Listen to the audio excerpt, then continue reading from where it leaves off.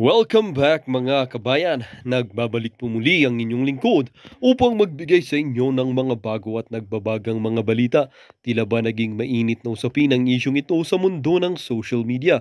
Sa gitna ng mga kontrobersyang ang mga isyu ng katiwalian, muling umalingaw-ngaw ang mga kritisismo laban sa kasalukuyang administrasyon ni Presidente Kuting. Ang pinakabagong pahayag na nagmula kay Secretary Abalos ay tila nagdulot ng matinding reaksyon mula sa publiko at mga eksperto sa politika. Sa isang press conference, sinabi ni Secretary Abalos na tila walang magawa ang kanyang tanggapan sa harap ng sunod-sunod na aligasyon ng katiwalian na kinakaharap ng administrasyon. Ayon sa kanya, hindi na mabilang ang mga kaso ng pagnanakaw sa kaban ng bayan at tila wala kaming sapat na kapangyarihan upang matugunan ang mga ito. Ang ganitong pahayag ay nagpapatibay sa paniniwala ng marami na ang kasalukuyang administrasyon ay wala ng kakayahan o intensyong sugpuin ang mga isyong ito. Marami ang nag-akusa na tila naging palasak na ang pagnanakaw at korupsyon sa pamahalaan at ang mga pondo na dapat sanay para sa mga proyekto at serbisyong pampubliko ay nagpupunta lamang sa bulsa ng iilan. Bagamat ipinangako ni Presidente Kuting ang malawakang reforma at pagbabago sa bansa, marami ang nagsasabing wala pang konkretong pagbabago ang nararamdaman. Sa kabila ng mga pangako, tila pare-pareho pa rin ang sitwasyon. Mas lumalala pa nga ang katiwalian. Ayon sa isang profesor na isa ring political analyst mula sa University of the Philippines. Dagdag pa niya, ang kawalan ng malinaw na direksyon at patuloy na pagkakasangkot sa mga iskandalo ng korupsyon ay nagpapakita ng kahinaan sa pamumuno ni Presidente Kuting. Sa social media, hindi na rin napigilan ng mga mamamayan ang kanilang mga hinaing. Ang mga hashtags na palpak na admit at walang pagbabago ay naging trending topic kung saan ipinahayag ng mga netizens ang kanilang pagkadismaya at galit sa kasalukuyang administrasyon. Saan na nga ang pangakong pagbabago? Bakit parang lalong lumalala ang sitwasyon? Ani ng isang guro sa Quezon City. Marami ang nananawagan ngayon para sa isang mas matibay na konkretong aksyon mula sa pamahalaan. Hindi sapat ang mga salita, kailangan natin ng aksyon. Kailangan nating managot ang mga nasa likod ng mga katiwaliang ito ayon sa isang senator. Sa kabila ng lahat ng ito, nananatiling tahimik si Presidente Kuting sa mga aligasyong ito. Ang mga susunod na hakbang ng administrasyon ay inaabangan ngayon ng buong bansa na umaasang magkaroon ng tunay na pagbabago at hustisya para sa mamamayan. Ang isyu ng katiwalayan at ang tila walang patum patumanggang pagnanakaw sa kaban ng bayan ay patuloy na magiging malaking hamon sa administrasyon ni Presidente Kuting. Ang tanong ngayon, may pag-asa pa bang magbago ang takbo ng pamahalaan o magpapatuloy ang kasalukuyang kalakaran ng kawalan ng aksyon at ng hustisya? Well, para nga sa buong impormasyon ay panoorin na lamang ang buong video. At kung bago ka pa lamang sa aking channel, huwag kakalimutang mag-subscribe, pindutin ang notification bell at piliin ang all upang laging maging updated sa mga bago at nagbabagang mga balita. At sa mga solid viewers naman natin dyan, maraming salamat naman po sa patuloy na pagtangkilik sa ating channel. Tuloy-tuloy lang po ang laban para sa katotohanan at para na rin sa kinabukasan ng ating pinakamamahal na bansang Pilipinas. Oh, yan. Kung sino man tong si Ate Girl, hindi ko natin yung kilala, pero wag naman sana yung masama pero nakayakap nyo ho yung si Ben, yung kamukha ni Ben. Ang hirap nito mga kababayan. Yung Ali na yan, siguro Ali na yan, 10 years ago na eh. Ali na siguro yan, malamang nasa 5 na anak niyan, o di naman ho kaya 3, no? Ngayong mga panahon na to, pinagsisisihan ho niya ba't siya nagpayakap dyan sa kamukha nitong si Benpo. Ayun na nga, ilabas mo na yung tenga mo, Abalos, para matapos na tong issue na to. Kasi habang di mo linalabas ang tenga mo, di matatapos tong issue na to. Pero bilib ako sa'yo, sir. Talagang pagdating, kung sakali mang ikaw to, talagang bilib na bilib kami sa'yo. Ang pulis mo, sir. Ito, mga kababayan, dumako ho tayo sa mga kabangagan ng presidente natin. Bago yan, pakinggan na ho muna natin ang banat nitong si Itong si Joel Villanueva, pumipitik ho, umaga niya si Beno. Itong si Joel Villanueva, pinipitik niya ho yung administrasyon. Hinay-hinay ka lang, Joel. Kasi yung si Saldi ko, baka biglang malingap na naman yan kung ano-ano naman ang iba to sa'yo. Hinay-hinay lang, Senator Joel Villanueva dahil alam niyo naman ho ngayong mga panahon na 'to, hindi ho puwedeng, kantiin ang administrasyon na 'to. Wala akong pakialam, Vice President nga kinakana nila, kayo pa kaya? 'Di ba? Kaya hinay-hinay lang ho kayo, Senator Joel Villanueva. Pakinggan natin, baka naman na meron namang mga punto de vista na kailangang marinig ng ating mga kababayan itong mga sasabihin itong si Senator Joel dito sa video na to, di ba? Kaya kailangan rin ho talaga nating maiparinig ito sa ating mga kasama dito sa PH Update. Pakinggan niyo ho ito mga kababayan. Kung nung mga nakaraang taon hanggang bukong-bukong lang, nung isang taon hanggang bewa, ngayon Naku. lagpas tao na. Naku po, yan ang nga ba sinasabi natin. Paano ba yan? Hindi na lang ho mga ordinaryong Pilipino ang pumupuna dito sa administrasyon nitong si Marcos Jr. Mga senador, nagsasalita na rin ho. Pero sa tingin natin talagang maririnig ho natin itong mga senador na to. Sila ho yung mga kaalyado nitong si Mig Zubiri. Pero talaga hong matinding naapektuhan yung Bulacan. Kaya yang si Senator Joel Villanueva, sa tingin ho natin, meron naman ho talaga siya sigurong boses para magsalita dito sa issue na to. Kasi yung hometown niya, lubog. Pakinggan ho natin.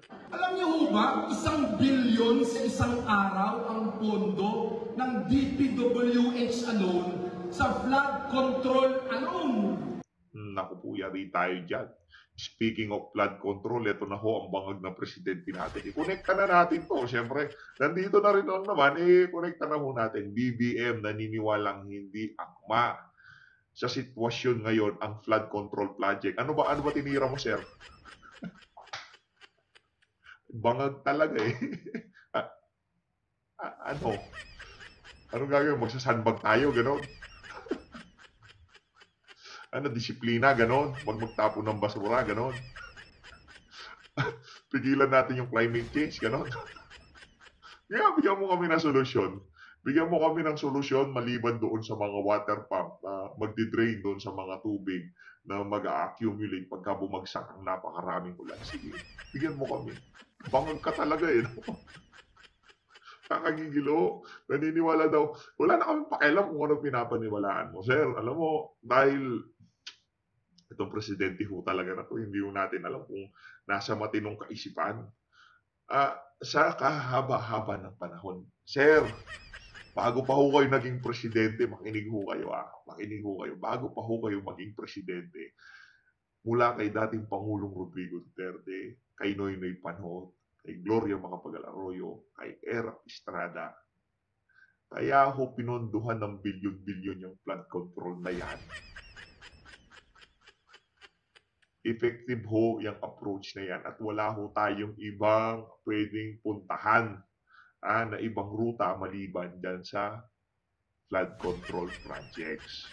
Kung meron ho, nasa sa inyo ho yan. Tingnan ho natin yung tama nyo kung gaano katindi. Bigyan nyo ho kami ng matinding proyekto na makakapigil sa pagbaha sa mga mabababang lugar sa ating bansa dito sa NCR. Bigyan nyo ho kami. Huwag nyo ho kaming paandaran ng PBBM naniniwala na hindi akma sa sitwasyon ngayon ang flood control. Ano ba ang sitwasyon ngayon? Ang sitwasyon lang naman ngayon, di umano, bangag ang presidente. Yun lang ang sitwasyon ngayon. Pero walang pagkakaiba nung panahon ni Tatay Digong. Sir, ano bang wala pa hong 10 taon na kalipas sa administrasyon ni Tatay Digong at yung flood control na yan, gumagana. Hindi pa ho dekada ang nakakalipas, kaya wag niyo ho kaming paandaran na hindi akma ngayon ang flood control sa sitwasyon natin ngayon. Talagang iba ho, 'di ba? Heavy. Heavy ho ang nyo, yung dating sa inyo siguro, kaya kung ano-ano na namang pumapasok sa utak nyo, ibang klase ho kayo, sir. Kaya ito lang masabi ko dito sa presidente to. Ibang klase ho kayo, sir. Ang tindi nyo. 3 taon pa lang kayo, talagang wasak na wasak ang Pilipinas sa inyo. Dapat kasi pagka kayo dyan sa PTV, pagka pinaandaran nyo itong si Marcos Jr. na hindi akma sa sitwasyon ngayon ang flood control, lagyan nyo ng kasunod para hindi nagiging mukhang tanga yung presidente nyo. Nagmumukha siyang tanga. Kung ano yung akma, ano, magsa-sandbag tayo, gano'n. Iwa-waterproof natin yung Pilipinas, gano'n. Paano? Paano natin iwa-waterproof? Mula sa administrasyon ni Digong hanggang sa administrasyon nitong si Erap Estrada, pinupondohan ng bilyon yung flood control dahil yan yung pinakamagandang approach dyan sa pagbaha sa ating bansa. Pakinggan ho natin itong si Joel Villanueva. Ibang klase ho talagang kabangagan ng ating presidente. Eh, nasan yun? Hindi yun this year. Last year pa. Eh, 2 taon na po. Kaya ho, sasabihin ko sa inyo, ang national government palpak. Naku po, yari tayo dyan. Hindi ho po pwedeng ganito. Yari ka doon. Marcos Jr., narinig mo ba yung sinabi ni Villanueva? Pinitik ka ni Villanueva, palpak.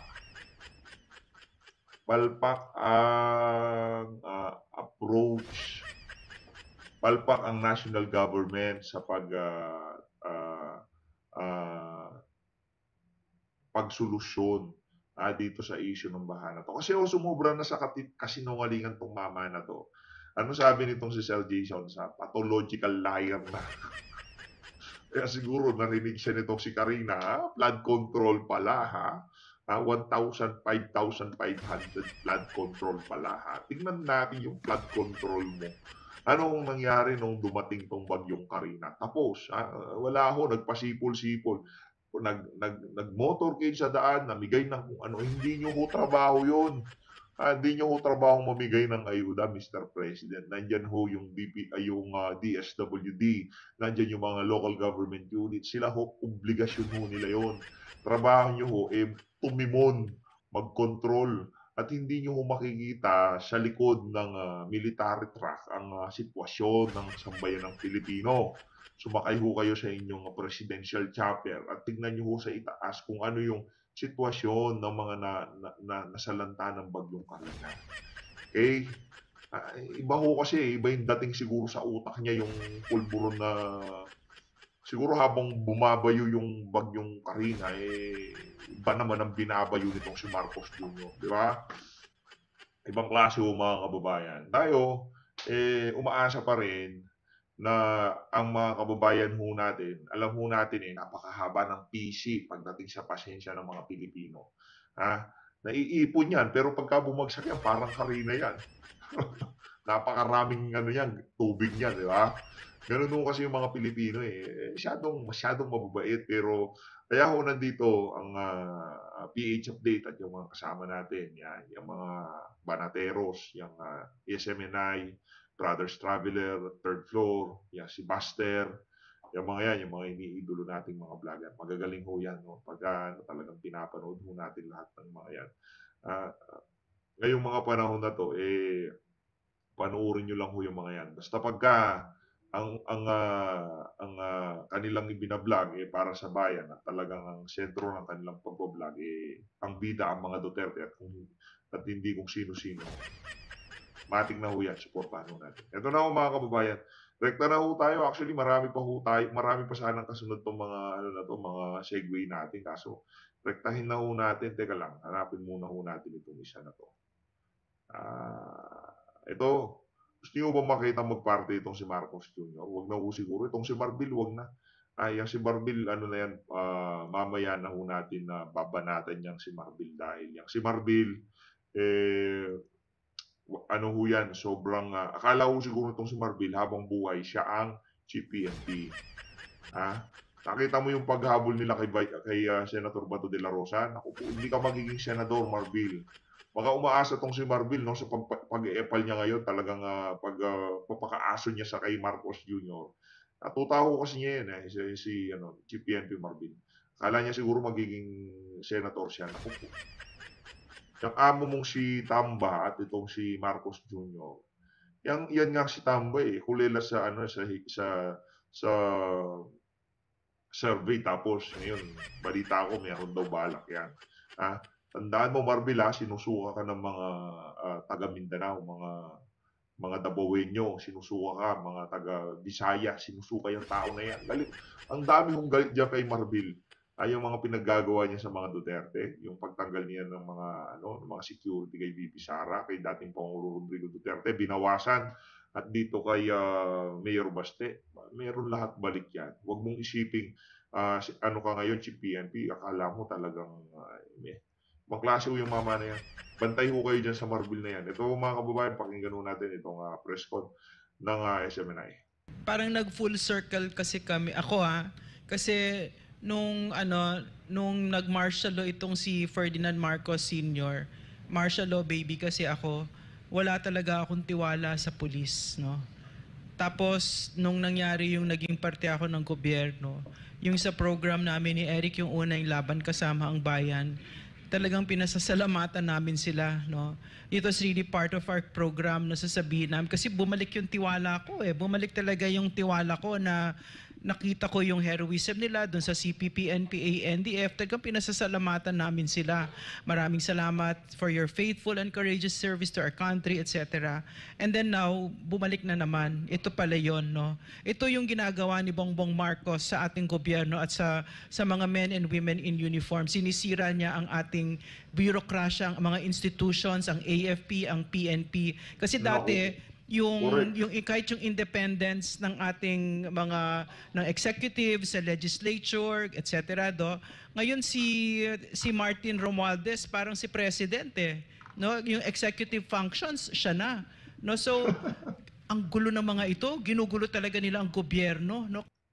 Bangag ho kasi itong si Marcos Jr. Kaya yung mga malalapit sa kanilang pamilya, kagaya nitong si Tambaluslos, parang kaya ho nilang tumimon at talaga nakikita natin na sila yung tumitimon sa mga nangyayari ngayon sa ating bansa. No? Itong si Tambaluslos talaga at itong si Lisa Araneta Marcos, siguro pagka itong si Marcos Jr., medyo yung tipong iba na dating sa kanya nung kinain niyang pulburon, magti-take over siguro itong si Tambaluslos. Kasi nga wala talaga silang kaalaman, no. Wala silang alam, mga abusado pa at lasing na lasing sa kapangyarihan itong mga ito. Thank you, Dr. Lorraine. Gusto ko lang balikan yung regarding sa issue ng video, kasi napag-uusapan po kasi dito, especially ng mga kababayan natin, if it's authentic or not. Kasi Naku po, yan na nga ba? nung nilabas yung video, ang iniisip ng mga tao, they think it's the president because yung nakita nila mukha. Ngayon, paano natin masasabi kung authentic o hindi? Kasi kailangan natin ng validation, kumbaga. Ito yun hinihintay ng mga kababayan natin. Pero, before pa ma-validate yung video at mas ma-present that it is authenticated, lumabas na yung mga opisyalis ng pamahalaan at nagsalita before sa ating Pangulo. I'd like to adjust the question kay Dr. Lorraine, kasi Doc, if it's fake, if the video is fake, and it's not the president, bakit pa na kailangan takutin pa yung mga nag-upload ng video, tapos bakit yung mga cabinet secretary nagsasalita at hindi ang Pangulo? Ang issue ito, hindi naman basta aalis o mawawala kasi hindi din nagsasalita ang Pangulo, Dr. Lorraine. Hana, kasi nga lifetime yun lifetime ugali na nakita ko na may taga-takip sa kanya, no, may taga saklolo, no. So on the side, no, meron akong personal knowledge na yung video na yon was authenticated on 2 levels bago siya nilabas. Yung first level is number 1, the first level is that it's not AI generated, therefore it is authentic. And then number 2 is the identity, and that it is indeed Bongbong Marcos in that video. Okay. No, so yung tanong mo na yon, bakit yung mga secretaries agad-agad, di ba?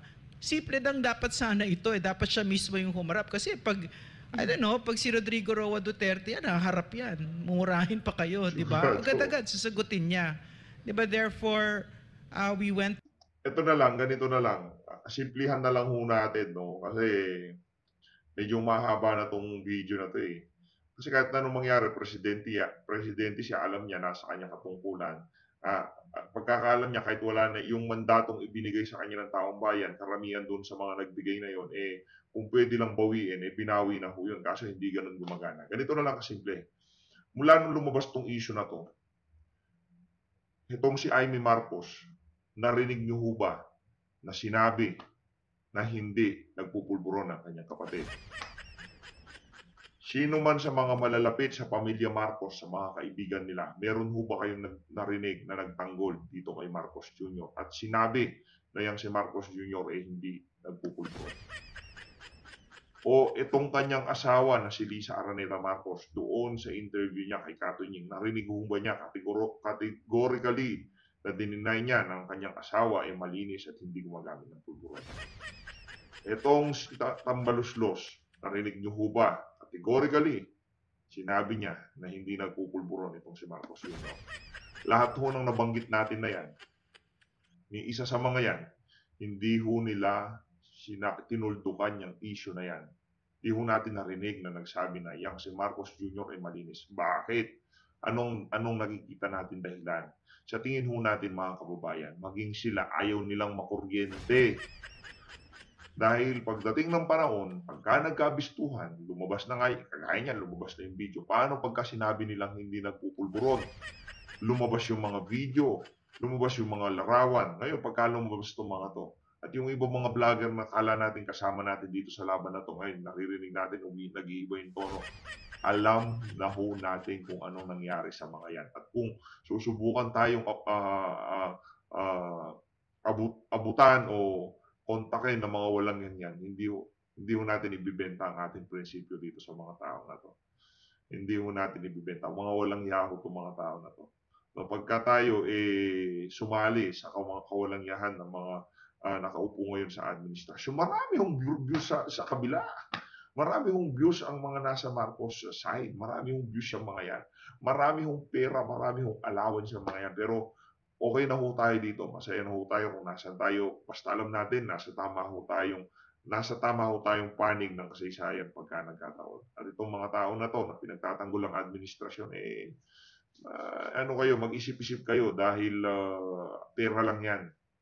Pera lang yan. Mauubos at mauubos yan. Pero yung prinsipyo at paniniwala nyo, ibinenta nyo dahil sa pera ng taong bayan. Hindi po galing kay Marcos yung mga pinambabayad sa inyo. Through this whole thing already, Hana, no? Why the Yun lang yun lang akin dito. Kasi kung talagang malinis yan si Marcos Jr., lahat ng malalapit sa kanya, mga kaibigan niya, mga dating kasama niya, mga siguro mga high school friend niya, mga college friend niya, magpapatotoo yan na yang si Marcos Jr. ay malinis. Pero ni isa ho, walang tumatayo. Maging itong si Marcos Jr. pagka tinatanong siya, idadaan tayo sa patawa-tawa.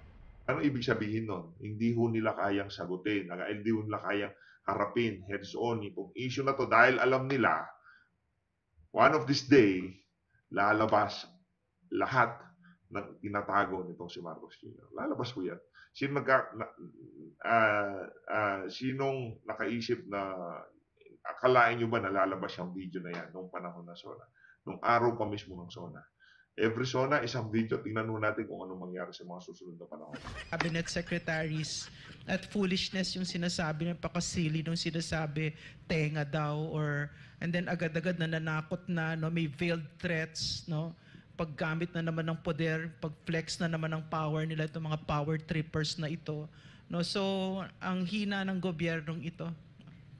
Before ko Very, tutuloy yung side ng iba sa atin, gusto ko Mr. Rejoinder doon sa binanggit ni Mabel. Briefly lang. Precisely yun ang gustong gawin ni Marcos Jr.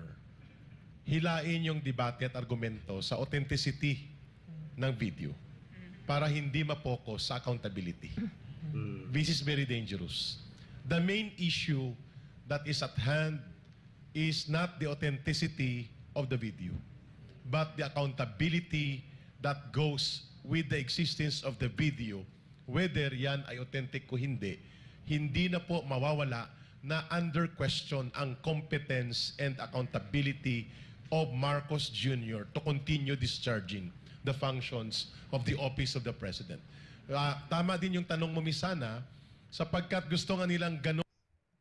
Grabe, ang ano nitong si Ka Eric, no? Talagang pagka nagsalita ako sa isa sa mga kasama niya, talaga meron lagi siyang rejoinder.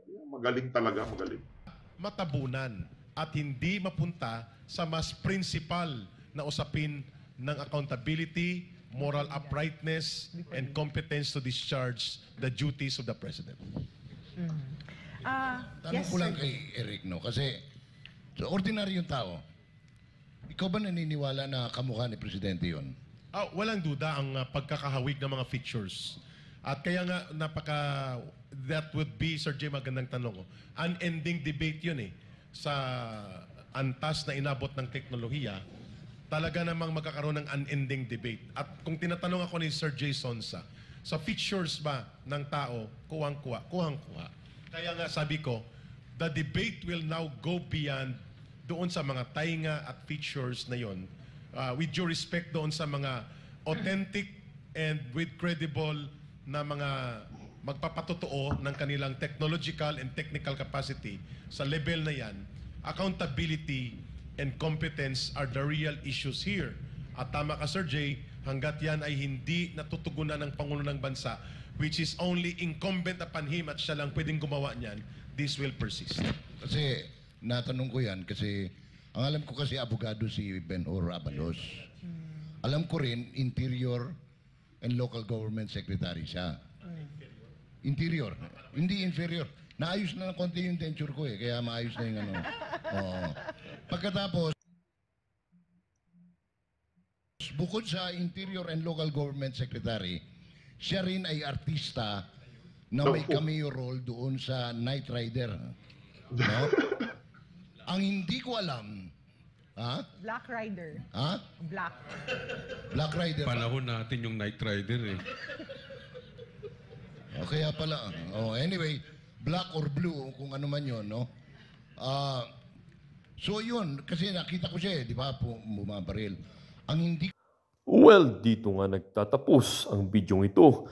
Kayo naman po ang aking tatanungin mga kabayan. Ano naman po ang inyong mga reaksyon sa balitang ito? Ang ating comment section ay bukas para sa inyong mga samot-saming reaksyon at komento. Lagi niyo pong tatandaan na bilang isang mamamayan ng bansang Pilipinas at bilang isang butante at bilang isang matapat na mamamayan na nagbabayad ng buwis dito sa bansang ito ay kailangan din natin magsalita at mag-react. Huwag kakalimutan, do not let your thoughts left unspoken. As citizen of this country, your thoughts matters. Muli po, kung bago ka pa lamang sa aking channel, huwag kakalimutang mag-subscribe at pindutin ang notification bell upang laging maging updated sa mga bago at nagbabagang mga balita. Huwag din kakalimutang mag-iwan ng like at i-share ang bidyong ito upang ang inyong pamilya, kaibigan at kakilala ay maging aware din sila sa kung anong nangyayari sa ating pinakamamahal na bansang Pilipinas.